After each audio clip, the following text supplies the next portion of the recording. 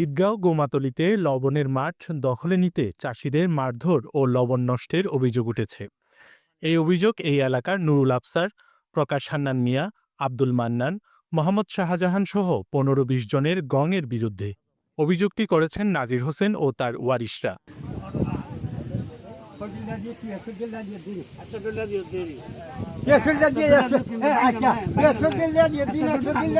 তাদের অভিযোগ, পশ্চিম গোমাতলী দক্ষিণ ঘোনার মোট ৬ একর ৯১ শতক জমির মালিক নাজির হোসেনের ওয়ারিশগণ। তারা প্রতি বছর চাষিদের লাগিয়ে নিয়ে চাষ করেন, কিন্তু গেল বছরের ১২ মে খতিয়ানি লবণের মাঠ জোরপূর্বক দখলে নিতে চাষিদের উপর হামলা চালায় নুরুল আফসার গং। এ সময় মজুতকৃত ৭ লক্ষ টাকার লবণে পানি ঢুকিয়ে নষ্ট করে দেন বলে অভিযোগ করেন ভুক্তভোগীদের।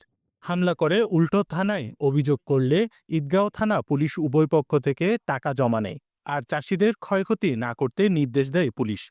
কিন্তু সিদ্ধান্তের পরেও এখনও হামলার হুমকির অভিযোগ করেছেন নাজির হোসেন ও তার ওয়ারিশগণ। এতে প্রাণনাশের আশঙ্কায় রয়েছেন তারা। Desk news, CCN.